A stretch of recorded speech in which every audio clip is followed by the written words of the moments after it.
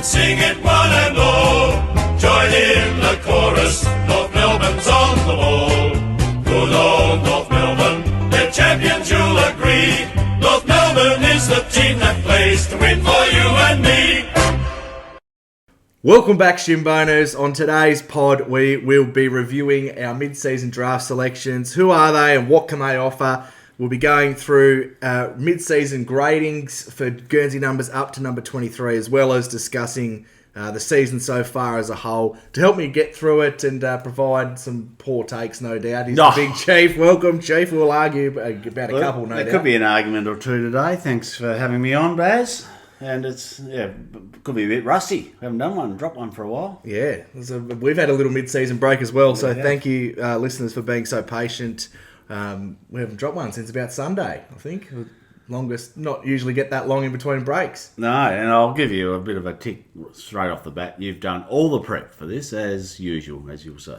Yeah, well, no surprise to any long-term would listeners. know that Chief doesn't do a lot of prep. No, he just goes shoot off the hip, don't you? That's and it. And rely on me to have a few notes to guide you back. But let's get started by talking about the mid-season draft. And before we get into who we got and, as I said, what they can offer, I just want to speak about the mid-season draft as a whole. I found it really interesting that a lot of supporters were going off that nut on the different socials about drafting a small forward or what, not getting who they want. At the end of the day, it's a mid-season draft and it's pot luck, and you have about a 10% chance of finding a gem and probably 1% being North, because we haven't got anyone right so far. Who's our best? Cal Dawson? Yeah. Yep. And he's not a permanent fixture in the team. He's more your backup, isn't he? Well, these are all the players that have been overlooked the whole time.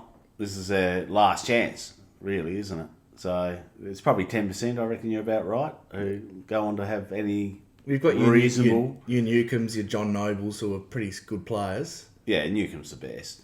And then but most of them... there's probably one out of every draft, maybe. I mean, Geordie Payne last year, he was the clear number one, according to all the scribes, and still hasn't played a game. No, well, if you want to talk about clear number ones, let's not... Jacob Edwards is the gold medalist in that area, and yes. We know how that ended up. Didn't end up well. But they get a chance, and some of them may make it. But you wanted a small forward. You called that out on the pod. Yeah, well, and for the main reason being, I don't think any of ours are that good. We've got a few. So I think the few... Have you announced who it was? Well, we're going to get there. We drafted Zach Banch with pick 2 from Werribee VFL. Michael Barlow, our head of development, obviously was the former head coach there as well, so would have had a bit to do with Zach, you imagine. He's 23 and just the 173 centimetres. Yep, and Werribee, I'll do a bit of Brian Taylor territory here. That's the new footy factory for the mid-season draft, isn't it? Yeah, he's actually 21. I'll just catch myself there. I had the age wrong, but why did we get him? So my opinion is that if you look at what all our small forwards can do, you got Cooper Harvey, who's a great one-on-one mark, cannot apply forward pressure. Yep. Only good when he's isolated. Good goal kicker and has good goal sense. Like, he's a natural footballer, but not the greatest at pressure. Geordie Payne looks like he's just manic at the man, struggling to find the footy. Yep. Fair? Yep. Constanti, bit of a mix as well. Good for a goal a game, but I don't think in our long-term plans he's going to be there. I think what we've seen with Banch, and at the end of the day, I don't watch a lot of VFL, so we've only seen a 1-minute highlights package, but he looks really quick. Yes. Can I just say something? I think his first highlight on a highlights package, and remember, they're highlights packages, so it only shows the good stuff. He looked very quick. You know who was chasing him? Who? 37-year-old Goldie. So I reckon I'd look pretty quick with Goldie running after me. Oh, poor Goldie. Cop that, Goldie. Whack. And then you look at the good sides. But he did look quick, and I liken him to a bit of a Tom Papley type off his highlights. Look quick, getting back towards goal. Tom Papley. That's a bit of a reach. Well, I'm not saying he is Tom Papley. I'm saying a type. And he's a type that we haven't got, as you've gone through with our other small forward. And then I did mention Hanson Jr. and that, but he can't lay a tackle. No, and River Stevens is still young. But it's going to be interesting because there's a few of them, and they're all around the same age group. So they'd want to start stepping up. And I think Geordie Payne has had a couple of good games where he's got high numbers. So I think he's close. We've seen him as emergency. Oh, I'm not ruling him out. I'm just saying what his probably deficit is. Yeah, well, he was a half-back interceptor and then a bit of a midfielder, and then he got drafted. They moved him forward as an overager. So that's his. He's not a natural forward, I suppose, but he's a natural competitor. And you know the big chief loves the competitors. Yeah, moving on from that. So with bench as well, you look at all the good sides these days, like Brisbane, you got the Giants, Collingwood. They've all got a lot of good small forwards as well. Yep. So that's where the game's going. So it's important to stock up, especially if it's somewhere where we're a bit thin in terms of talent. And I think he's sitting on 8-8 for the season in the VFL, and a lot of score involvements as well. So when he gets the ball, he's impacting the scoreboard, which obviously is what we want from our small forwards. Yeah, and then with pick 10, we drafted Cooper Trembath, 193cm swingman, can play at either end, 19 years of age. Yeah, I like the look of him, and I think North hit him away because he played one game this year, and he was kicked 3, and then he was rested and then managed. He just didn't appear again, so I reckon good on North. Didn't let the other teams have a good look at him, and then we've got him. And just looking at him physically, he gives me a bit of PC vibes. Just the look of the man, but he's obviously a lot taller. 193 is a good size, and if he can be mobile as well. And you watch a lot more VFL than I do, and you tell me he's a bit of a Timmy Membry. Double foot jumper. Yeah, one of his highlights you see clearly at the front of the pack, just double foot, bang up, gets it before. Obviously can stretch high and get it, so we like it. And these other mark on his, or one of his others on the highlight, he was over the back, just read it better. Yeah. So yeah, I'm happy with the picks. I'm happy with the picks. Like, we don't expect them to be superstars, but hopefully they can put pressure on for spots. A lot of people calling for Archer May. I was surprised. I thought we were going to take him as well. But the positive with Trembath is he can play at either end as well. And that third sort of tall, maybe, he gets a look in there as well with a great vertical and really agile around the ground. Yep. So he can play back or forward. Yes. Well, that's what we love. Yep. Versatility. Right, so I want to get into something quickly before we get into our season gradings. So we had one of our listeners on YouTube just kindly remind us about player nicknames. So our apologies if we get a bit ahead of ourselves and don't properly explain who it is. We try our best. And well, we try and be natural and just talk like we're sitting in the pub with a froth. Sometimes I have a froth when we do it, but not today. And yeah, we get a bit loose with the nicknames and just talk like everyone understands. So apologies if you don't. We'll try and let everyone know, as the newer listeners. Because we did go through all the nicknames last year, a long time ago now. So, probably 50 pods ago. Yeah, probably. So we'll try and bear that in mind. Now, the comment we made was Disco. So just for anyone at home, that is the nickname given to Dill Stevens. I think Buddy Franklin, actually, from memory, gave him that nickname. He brought it from the Swans. So we're still running with it. Yeah, speaking of nicknames, our man who was magnificent last week, Riley Hardiman, the boys have been giving him the nickname Stiffy. Stiffy Hardiman. So, hard man. Yeah. All right. There you go. So that's up there with Andrew Swallow's nickname, isn't it? Same sort of area. It is. It very much is. So let's have a look at where we sit entering the bye.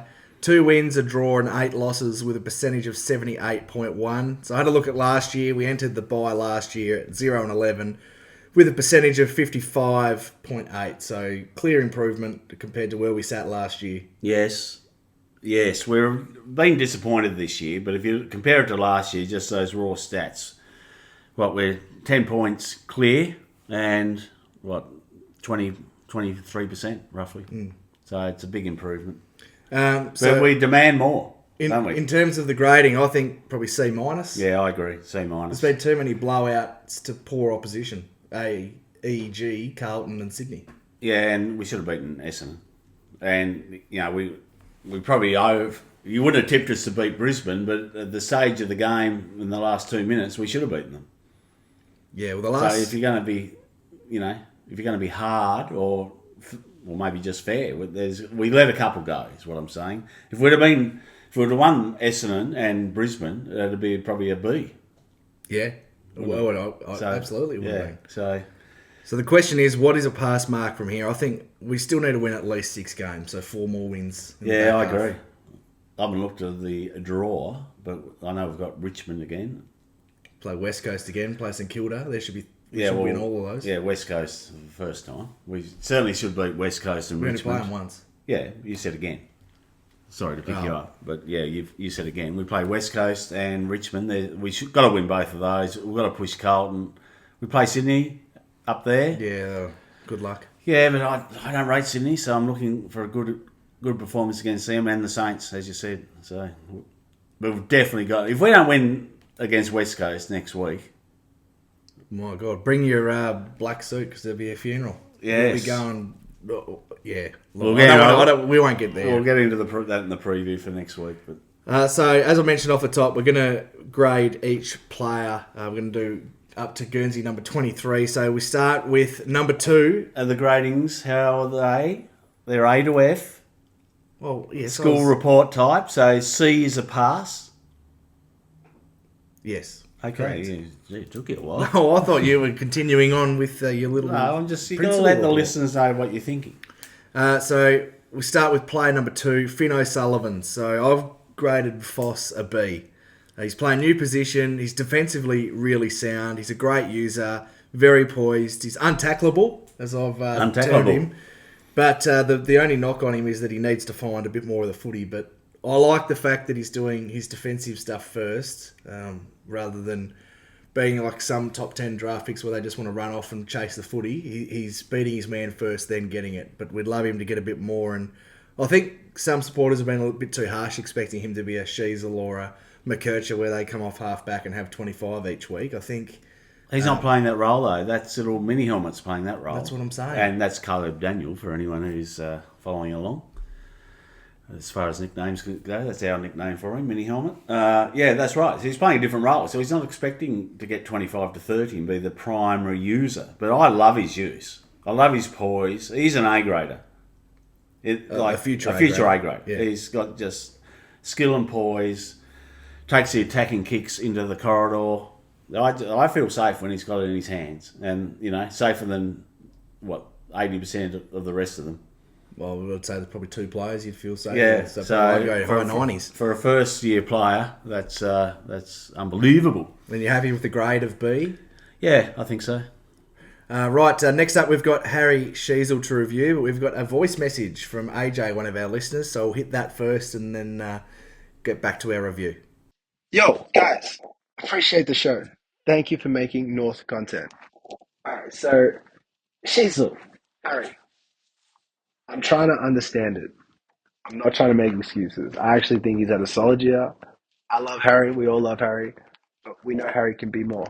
We know he can be better. And this leadership thing, and it never felt right from the start. From the start of the year to me, third year in, why is he a part of the leadership group? He's a third year player.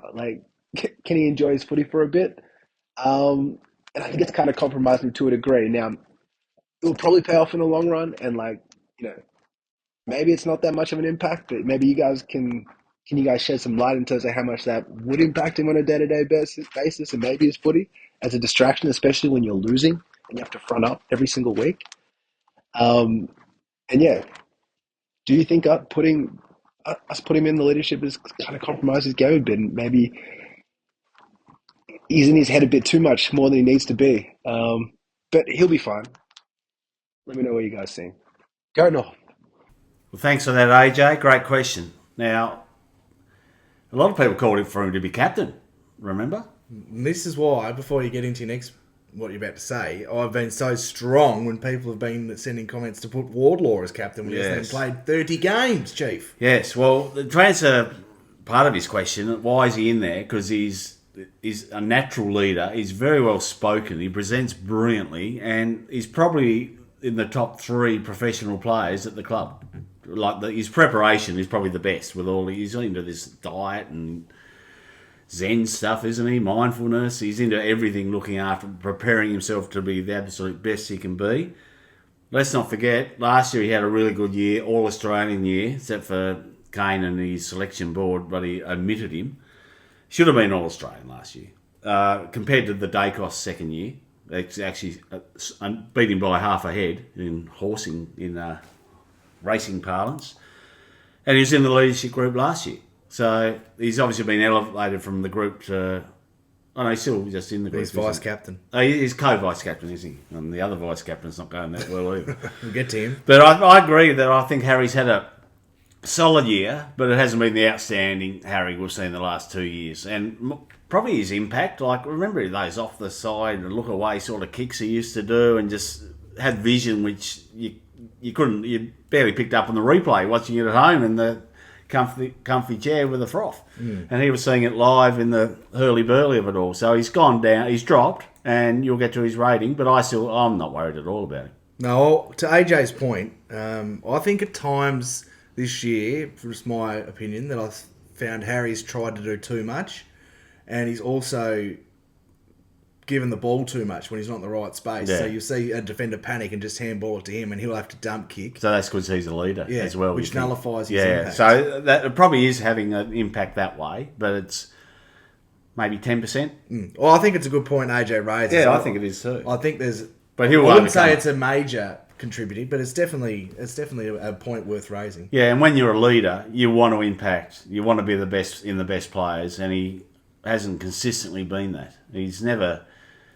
In the most prestigious, he's voted, but I don't think he's got higher than a 2 or a 1, has he? He's just been at the bottom of the 5 to 1.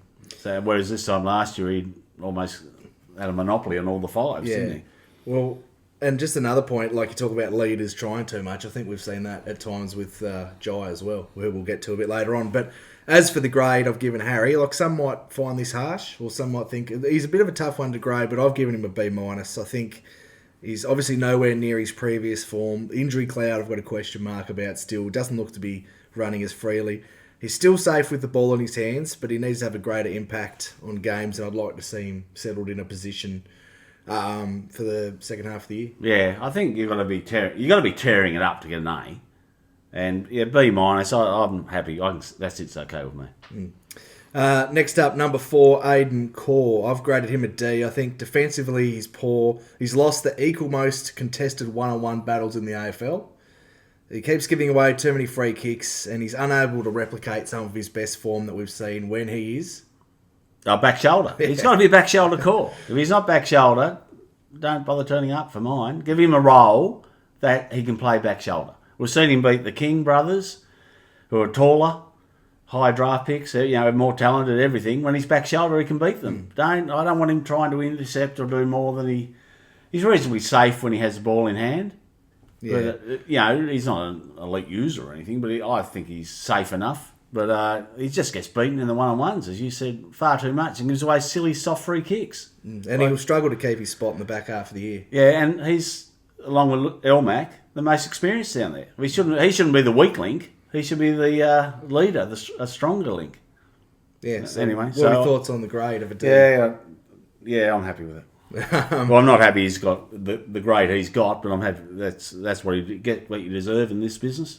Yep. Next up, we've got a very contentious one. We've got Caleb Daniel. So I will say that after our last pod, there was feedback either way. They reckon you were too nice to him, and they reckon I was too harsh. So it was a hard one to judge. One of the coaches gave him a vote. We only got 2 votes, and I can't remember who got. X got 1. Come on. How did I forget? X got 1, and Daniel got the other. And I reckon Clarko gave X the 1, because I reckon Clarko loves X. And X, he was best on ground at half time for mine. And yeah, we're talking about Caleb Daniel, not X. I You get sidetracked so easily. I do. And then you could joke, if you were being really harsh, that the little smiley man, McRae, gave Daniel 1 because of his work for Collingwood. Yeah. Well, No, that's harsh. No, I thought he was good. He got a vote from me. So obviously the coaches thought he was... I thought he was safe with the ball last week. Yeah. But for the season, he's been a disappointment. Yeah, well, I think McRae looks at the stat sheet so he can find Nick and just give them 5. Oh, yeah, 30. I'll give him 1. And what Nick have? Oh, yeah, Nick Dacre said 38, so we better give him 5. Well, he did deserve it, to be fair. No, the long was better. Anyway, we're not talking about Collingwood. No. So the grade I've given him was a tough one, but I had C- originally, but I've gone to C. Because I think, and just the notes I've put on CDs, that we haven't been able to see what we were hoping to see. We've seen flashes of brilliance, but unfortunately too many turnovers and he's been defensively poor. But he needs more options too. That's why I bumped him up to a C from a C minus, because you see every kick in, he's just kicking it long to a pack. Oh, yes. And we know he does his best work when he can hit that 30 metre, come back, get the handball, and then hit another target. So is it his form or is it game plan not suiting him? It's a tough one to judge, but he needs more options to kick to and get those 1-on-1-2s that he used to get at the doggies. Yes, and we do. It's a human nature, I think, especially as a supporter of your own club. If someone has a howler, you sort of remember that more than the 5 good things they do, don't you? Well, I do. And I think because he has a howler a game on average. And because he's never done it at the Dogs either. Yeah, noticed. we sort of remember the howlers more than the 400 or 500 metres gained and the 80% he's kicked at for the game, maybe. So C's probably fair, mate. I mean, you can argue for a C plus, you could argue for a C minus, so we'll sit on a C. Next up, Georgie Wardlaw, number 6. And just before we get to his rating, I sent you during the week, he's living with Jacko and Chom. Jackson Archer and Charlie Conlon for those at home. And how excited do you reckon they are gathered round the pod listening to the Chief talk about the CCC? Glowingly. The CCC, yeah, all house sharing. Tell you what, you wouldn't want to try and break into their house, would you? I'll tell you what, get sorted out real quick. You wouldn't want to be over visiting and try and grab the last piece of pizza. Or No, you just sort it out. But anyway. Well, imagine them fighting over the last pizza between them. All 3 hands going and then it should be on. Yep. Yeah, I reckon. they're like UFC. Make UFC look like fake wrestling. I'll tell you who would win for me. Jacko, because he's had to do it his whole life. Yeah. He's had to do it against Glenn for his whole life, so I think there'd be no tapping out. No tapping out in that household. But anyway, to get back to more serious matters, for Georgie, I've graded him a B. I think he's a huge barometer for the side. Can never question his impact and desire. We've looked so much better with him in as well. It's no surprise that since he's come back, our form has spiked. But to get to an A grade, he needs to find more of the footy. He's having too many 12 to 16 disposal games. Yeah, you give him a B for his grade, A for effort. Yes. If we get it on the old school report, A for effort. But yeah, B, I think he's had a fairly big impact. His last game was probably his only poor game. So yeah, I can sit with a B. And not giving him an out, but as you mentioned on the last pod, that he was running to the bench every 2 minutes because he's gets strapped up, glued, staples coming out of the nose and the mouth. Yeah, had a team of surgeons on the sideline trying to look after him.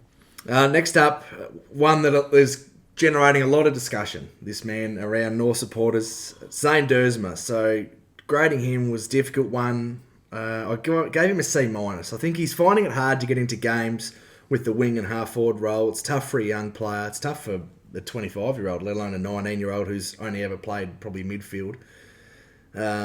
His fitness may still be an issue, but interesting to see him play at half-back in the VFL last week.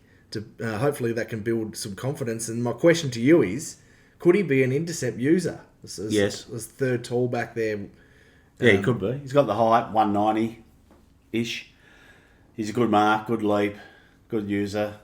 It's probably his fitness. He was injured over pre-season, so his probably fitness isn't at the elite level, but he is only in his second year. I haven't given up on him. I expected him to have a breakout year this year, but he's in the VFL for most of it, so you can't give him a C because we'd expect him to be playing every game. So C minus is fair. He's better than a D plus. So. And he's also a C minus because it's hard to grade coming on as the sub. Well, that's right. Yeah, I put a line through the sub. I suppose you shouldn't, but it is hard, isn't it? Hard to come on and have an impact. Particularly when you're playing less than a quarter. Yeah. Like if you come on early in the game, it's easier, but it is hard to grade. We've got a listener question here from Brett Hay on X, who has asked, why did we take Dersma over Caddy? Now, I will say it's a very interesting question.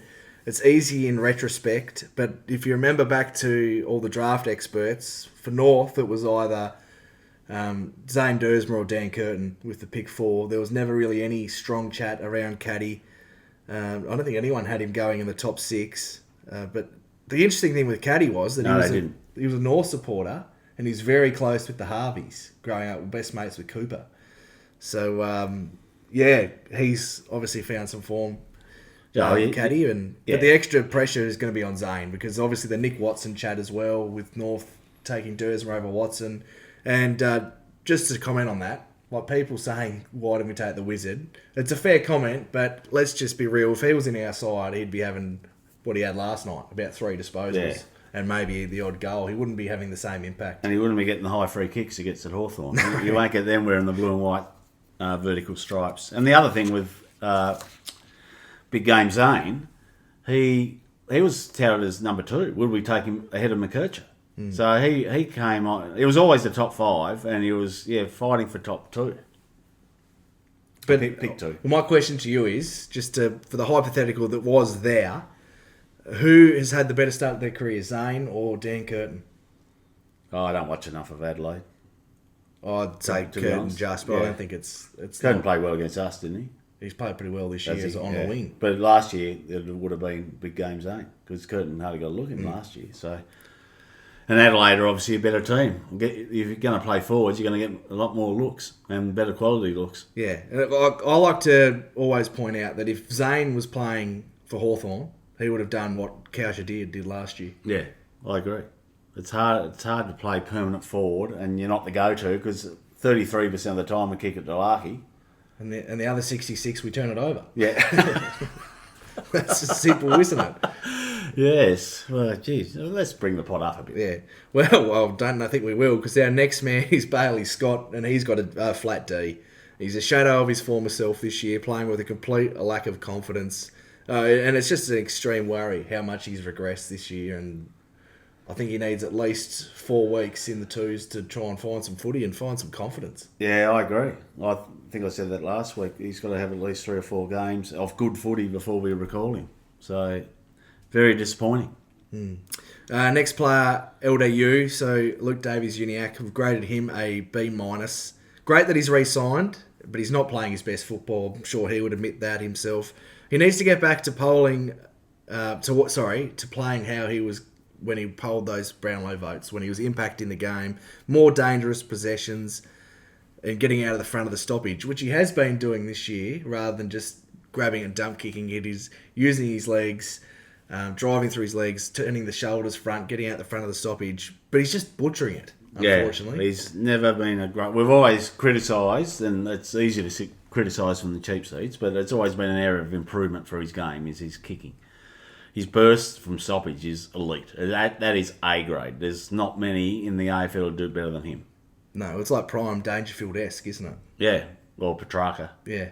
And Petrarca was a poor kick too, wasn't he? Or a poor shot for goal. But yeah, I agree. But B-, he's not having a bad year, but we expect him to be A, around the A, so he's not even at a B. Yeah. So there's room for improvement there for him in the second half, hopefully. He's got the contract out of the way.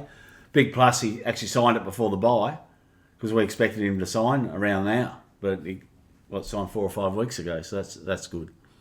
Oh, it's a great thing for the club, and it'd be good to have him on board once we can get him in a bit of better form, hopefully in the second half of the year. But I like when he goes forward, and I think he's a good one-on-one matchup, but unfortunately either we haven't got it down there or it's been poor use to him, but he needs to hit the scoreboard more to be a Petrarca type of player. Yeah. Next up, Colby McKercher. So I've graded him a C. I think he struggled to adapt to the half-forward flank role. He was brilliant against Richmond, there's no doubting that, but floating in and out of games too often. But he's very dangerous with ball in hand, so it's imperative we get more of the footy in him, and his defensive work is improving. Yeah, that game against Richmond particularly, that was his best game for the year, best game for the club, arguably. With all his tackles as well as his good ball use and getting around 20 possessions, but he just hasn't done it often enough this year. By his high standards, and he's a second-year player, and like we just talked about Big Game Zane, he's a long way ahead of Big Game Zane, but we hold him to a fairly high standard, and C's probably fair because he has more often not met that standard, but playing a different role as a young fella. And all his juniors, he was a gun midfielder. He was the number one midfielder in every team he played, and all of a sudden he's half-back flank and then half-forward flank and wing and not getting around the ball as much as he's grown up used to. So we've got to bear that in mind. We do, but I think the biggest room for improvement that we saw against Richmond is his tackling and his physicality around the footy. As I saw during the week that he's number 1 at the club for broken tackles. So, in terms of just to clarify that, tackles that he's applied have been broken, not the other way around. Not him breaking tackles. That was LDU, just for those who were interested. Yeah, He's well, you can number 1. see that. He's got the power. He's got the senior body now and explosiveness. I reckon Robbie Hansen Jr. would be up there if he played enough games. Yeah. Moving on to Luke McDonald. This is an interesting one. Whipping boy of the club, but I've gone positive. So I've given him a B-. I think his ball use is still a question mark, and he does burn teammates and kick long down the line or just bomb it as far as he can. But the main reason for his grade, he's a defender, and it's his defensive jobs that he's done on the likes of Charlie Cameron, Willie Rioli, Cole Langford, etc. His defensive work's been really good, and he's a tough warrior, and I think gives 100%. Relinquishing the captaincy certainly helped him. Yeah. The only thing I've got to watch on Luke is his speed. He seems to get half tackled, half caught, do a little slow sort of sidestep, free the arms, get the handball away. I think he's half a yard of pace off getting caught a lot. That's a watch for me. But I think he's had a best season he's had for probably 3 or 4. So, and he's doing his number 1 role is to defend. He's doing that well. So, what did you give him? B-. Yeah, I'd sit with that. Do you agree with the speed? Yeah, I do. Yeah, I noticed that in the pre-season. He's just almost getting caught a lot. But at the moment, he's getting away with it. But it's a watch. He's got another year to go next year. He doesn't want to lose half a yard or a yard of pace or he'll be gone. Well, in an ideal world anyway, next year he'd be only playing sort of 8 to 10 games and more mentoring in the VFL. What's Hardeman played? 8 games or something? 10 now, I think. Yeah. Around that mark. On the Collingwood game, he's gone way past him. But he's got to... We haven't got to Hardeman yet, but he's got to produce that. That's got to be his standard. And then, wow, look out. Next up, Jai Simpkins. So I've given him a B- as well. I think he's another one that's tough to judge. I found all the mids hard to grade, but the gap between his best and worst is too big. We've seen some really good football from Jai, and generally he'll play a pretty good game but have those couple of bad turnovers by foot. But the thing that's impressed me the most with him this year, he's been really clutch in front of goal. Yep. His set shot kicking's been fantastic. Yep. And I think he's a bit harshly graded as well. I think he's been pretty good so far this year. Yeah, he hasn't been bad. He's been better than what we expect from him, I think, hasn't he? I mean, we don't expect him to be an A grader. He's definitely had a better first half of the season than he had for a full season last year. Yeah, I mean, your captain doesn't have to be your best player. That's what we keep saying. He'll put his head in the trough. It's his ball use once or twice a game, isn't it? But yeah, what'd you give him? A B-, and the Jai steps back. Yeah, I'm happy with it. Jai steps back. He's had some really A-grade moments, but to be an A-grade, you've got to do it for 4 quarters every week with maybe 1 or 2 down weeks for the season. Well, just to spoil, there's not many A's. Tell you what, I'm wearing the shirt of someone who's going to get an A, but that might be next week's spot. Yeah. Next up, Darcy Tucker. So I graded him a C-. He only played a few games, but season-ending back injury, and unfortunately, that's curtains on his time at Arden Street, you'd think. Yeah, well, definitely. Like, we just spoke quickly about Hardeman. He is in the rundown, but he's gone way past him. Way past him. Yeah. Well, I mean, Darcy Tucker's never played a game like he played. No. So... next up... but we thank him for his service, and he hasn't been officially released yet, but we're expecting him to. Yeah. Next up, Luke Urquhart. He's been no grade. I'm not grading the VFL players. No. Building in the VFL, he had 23 disposals and a goal in his last game, which is great, but we did have a big win. Yes, and I did watch that game, and we were playing Collingwood thirds. Like, there wasn't a great opportunity, but for those who watch the VFL every week, like I try and do, we had our usual fourth quarter fade out. If we're 3 goals up at 3/4 time against any team, that's game on, because they normally come back and hit the front, and then we've got to fight back and win. But we were close to 100 up against Collingwood, and I think we beat them by about 80, so they won the last quarter, and it wasn't a great Collingwood team. No. I've just put here that I doubt we'll see him this year, but I like the way he goes about it. Yeah, that was his best game at VFL level on the weekend.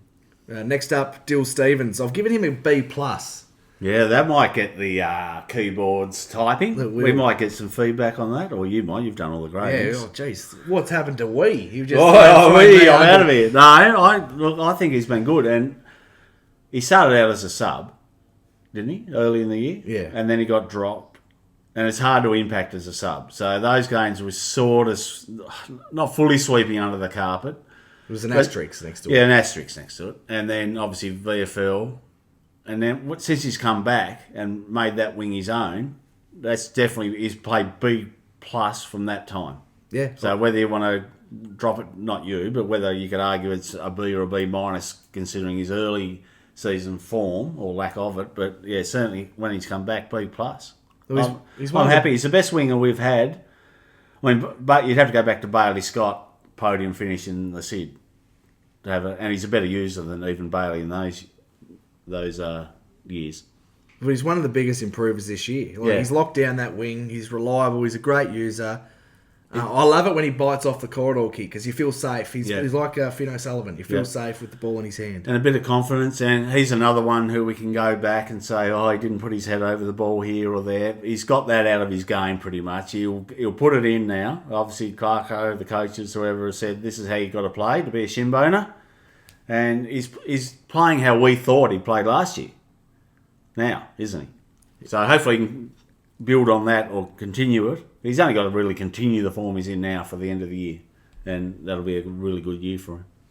Yeah, and just to touch on your defensive side of the game, he's been really good with that. And I love the way he pushes back as the defensive winger and helps out the back line as well. So, I've given him a B+. Next up, Zach Fisher, I've given him a C. Injury prone this year. Will he cement himself in the 23 is a big question. I like his use, but there's no way he can be there in the back line if Caleb Daniel's there as well. I actually liked his game as a sub for the minimal time we saw him last week. Could he be a small high half forward? That's the big question. Yeah, he was a small forward at Carlton, so he can go back to that role. Obviously, they let him go. But I'd like him kicking. But we've got no one knocking no one cemented the one small forward position. Because Stanty's had it all year, but he hasn't made it his own. It's there for the taking. And I'll preview next week.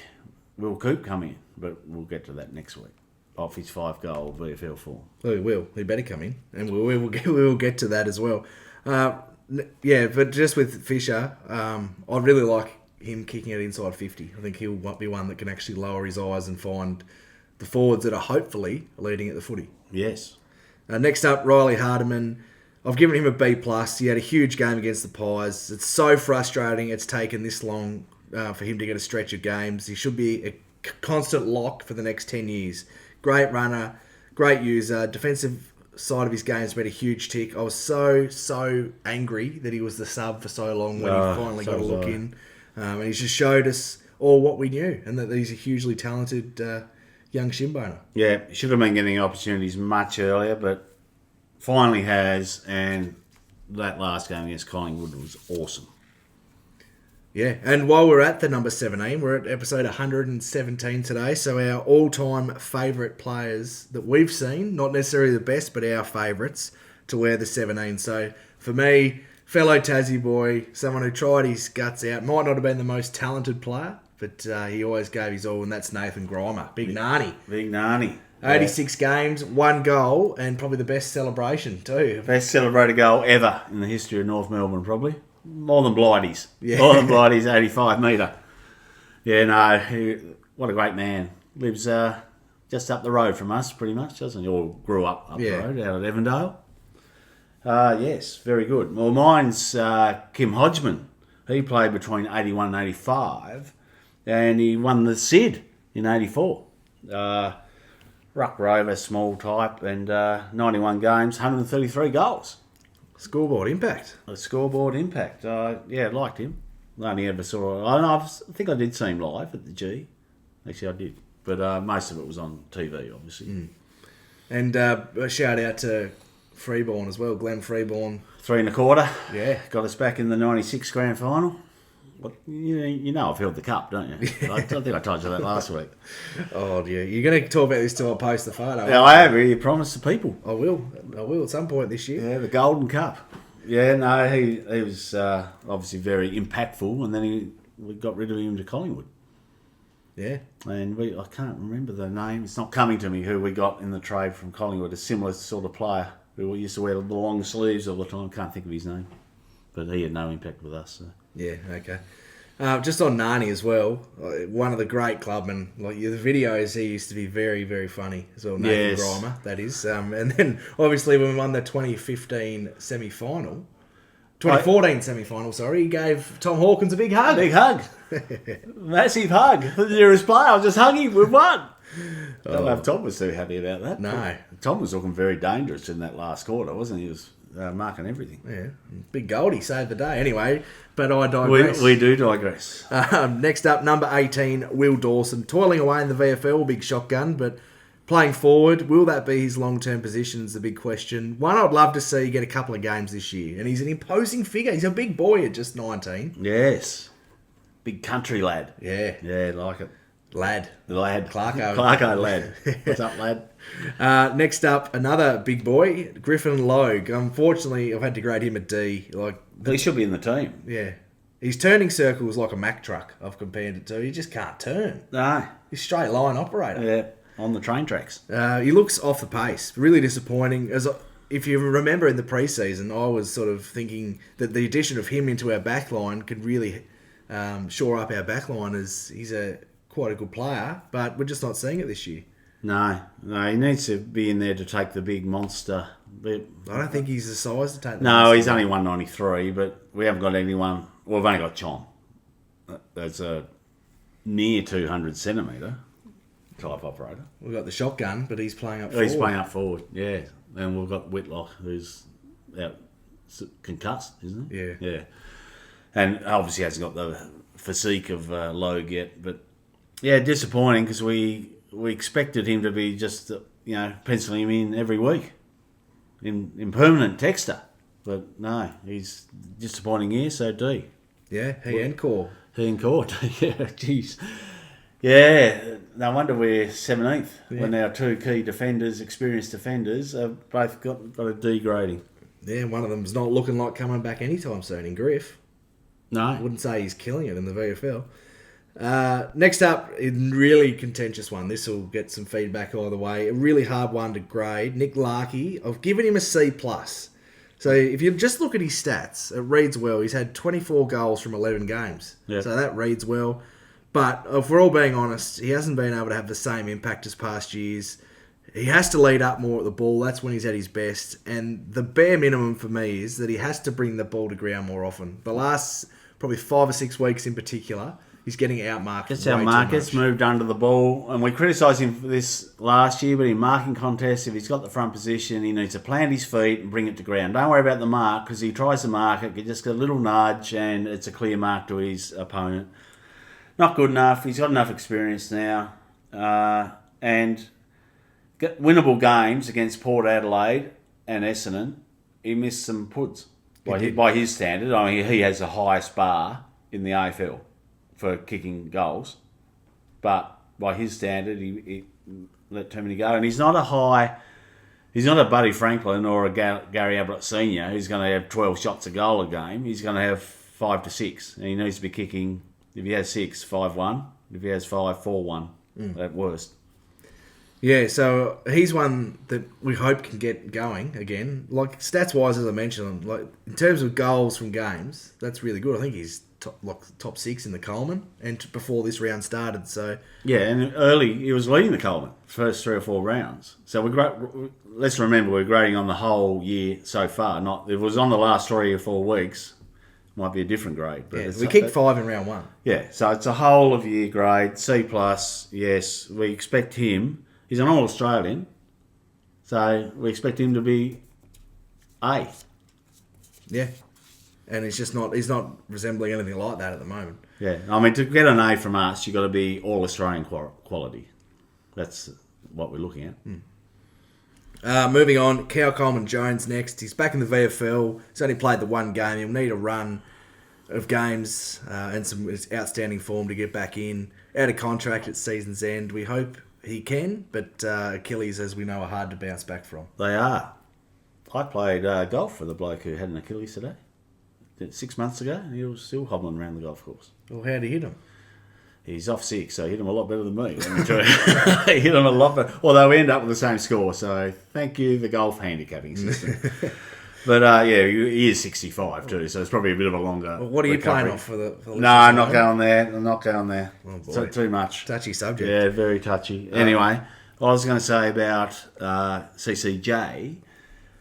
I thought they started him on the bench, ease him in. He started on the ground, centre half forward. He had about the first possession of the game, or second after it came out of the midfield. Quick snap, straight to Coop. Coop kicked the goal. Beautiful. So that was a good start for him. I thought they'd ease him into it, but no, straight into the furnace. I like it. Next up, we've got Taylor Goad, a young ruckman developing at VFL level. Still only 19, but the signs are there. And I've just put here, get the man in the gym with PC, Paul Curtis, because he's benching 170. Get the big goatee, get him in there with him. He's not a stick. No, I know, But at 6'9" or whatever he is, it takes a bit longer to put the muscle on. Not like these little wee men. What do you call it? PC a wee man. Oh, well, he is to me. That's true. He's a big boy, PC. I wouldn't. Yeah. Anyway, we're talking about. He was really good in the VFL. Really good. I watched it last week. I watched it most weeks, and very good. He's got to use his height more on the tapping area. I think because now it's not so much a leaping thing; it's to put your arm in the chest of the bloke coming at you, and that's where the gym work will help him, and then use your height. But he was good round the ground. Very, very good. He's coming on. Like, there's no worrying about the Jacob Edwards factor with him. No. And he's only 19, as you mentioned. He is. Yeah. And the most important thing for his year, he added those extra couple of years onto his deal. Yes, and they're playing him in the ruck. Now, this is interesting, right? Do they keep going him in the ruck because he's finding good form in the ruck for the rest of the year? Or do they trial him forward, try and push him forward a bit more to get him that string to his bow? Because if he's going to come in, say, next year, if we're all fit, and mainly if X is fit, he's not getting the number one ruck role. He's going to have forward craft. Well, maybe last year they played in the back line. He didn't get a lot of the pill, but he did learn to, I suppose, follow a forward and get his fist in when he can. Now he's finding the pill in the ruck. Ruck works pretty good. I mean, he's got Will Fool at his feet, so we get most of the clearances. And I'm wondering. I think they'll leave him in the ruck to just get form, learn that ruck role, and then maybe next year try and forward a bit more, just so he can get that craft. But it'll be interesting. And while we're trying on the VFL, top 4 at the moment. This is our year. VFLW last year, AFLW last year, this year VFL Premiership. And the other two as well, back to back. Well, absolutely. And it's still mathematically possible. Get on a run, but maybe 2026. But no, wouldn't it be nice if we won a VFL Premiership? We're a chance if we keep our health, our list in healthy status, because we've got about 14, 15, 16 run around the VFL. Yeah, so add Bench and Trembath now as well. Well, Trembath's already there, although we hit him away from the spies from the other clubs. And now throw him back in, and little speedy forward. Small forward, why not? Let's go for it. Right, last one to review before we get to a bit of Media Street with some big news today on the front of the Herald Sun we'll touch on. Ooh. But Geordie Payne, the last one, he's closing in on an AFL debut. His pressure's good. He just needs to find a little bit more of the footy, and he'll be hard to exclude each week. Tackling machine, he is. Big body, another country lad down here in Tassie. Yeah, he's probably unlucky that Casanti's just held him out. And now Coop's kicked 5 in the last week in the VFL, and he's kicked multiple goals pretty much every week. So Coop's probably unlucky not to have had a look in too. But I reckon one of them probably should come in the next 2 or 3 weeks, unless Casanti goes ballistic. Mm. Well, I think you're right. Right, let's get to Media Street before we wrap up with the news today in the Herald Sun about Cyril Rioli and Alistair Clarkson, with the initial messages being that Cyril was going to join Clarko at North for his first year. Wow, for Clarko's first year. For Clarko's first year, yep. Wow. At North, but couldn't get himself fit enough. But then there was talks about a bit of a liaison position between the young Aboriginals, and that fell through as well. But all this bad blood seems to have been disproven. Okay. Yeah, but do we need Cyril? Do we need a small forward? There's a, What, he's got a game? for those that know, the very Tongue-in-cheek. sarcastic Yes. look on the Chiefs' faces. We still don't really have a small forward, but imagine the damage he would have done. Anyway, but it's good for Clarko and Co. and Fague, because obviously Tassie boy, and I'm a big fan of Fags. Yep. And the Jason Burt, was he the other one? Yes. It's good for them that it's sort of starting to come out that a lot of it was fabricated and that they're not the evil people that your Andy Mars and Caroline Wilsons wanted them, and Mark Robinsons wanted them sacked on the spot. So, Yes. Well, he was. They were both stood down, so that's not sacked. But it's like don't come Monday until it's sorted out. Yeah, and it cost us a year, didn't it? It cost Clarko more than that. Like, it went off with mental health, and yeah, But I'm glad really hit him hard. I'm glad he can have a bit of a result at least. Yeah, Like, and front page. So it's Yeah. not hidden away on page 7 in a small, apology. It's front page. So I haven't read it, but you've told me about it. And normally, if you say front page Clarko, that's not good news. breaking an emergency pod needed. Yes. What's he done? Who's he? Yeah. What walls he punched? Yeah, exactly. But no, that's good for him. A bit of closure, hopefully. Yes, that's the word I was looking for. Couldn't figure it out there just then. But yeah, thanks again, everyone, for listening. That's part 1 of our player gradings. So starting next week with Tommy Powell and going through the rest of the list, as well as a preview to gear up for a big clash against the Eagles in a must-win game for the club. Yes, and if we've got time, I might drop my fixer draft. Yes, we've still got to do Well, that. no, I don't keep we? teasing it. I haven't actually done any prep for it yet. Oh, shocker. It's all in my mind, but yeah, it won't come out smoothly unless I write a few notes down. All right. Well, there's something to look forward to. Please like, subscribe, and follow on whatever listening platform. A huge thank you to everyone who has across Spotify and Apple Music and YouTube so far. We really appreciate it. Thanks again. We'll be back soon. Yes, where do they drop their listener questions? We got AJ sent one in. Yes, We so need at least- shitbonerspodcast@gmail.com. Don't be afraid. You send in your voice. It will get played on the pod with a question. If there's any of the players you want to talk about, even if we've spoken about them today, just send them in and we like your listener engagement. We're trying to trial out the voice aspect of Yeah, it. and you want them sort of like a boner thing, don't you? Like long time listener. Oh, you've been listening to much Fireball. Yeah. Long time baller, first time caller. Yeah, so long time boner, first time Phoner. Phoner, Yeah, I like there it. you go. There you go. Long time boner, first time phoner. I like Let's it. go. I like it a lot. We'll leave you with that bit of wisdom, and we'll be back, as I said, to do part 2 in the coming week or so. Yep. Till then, thanks for listening, and Karma Kangas. Thanks very much, guys. Talk soon. Gurus! Good old North Melbourne, the champions you'll agree. North Melbourne is the team that plays to win for you and me.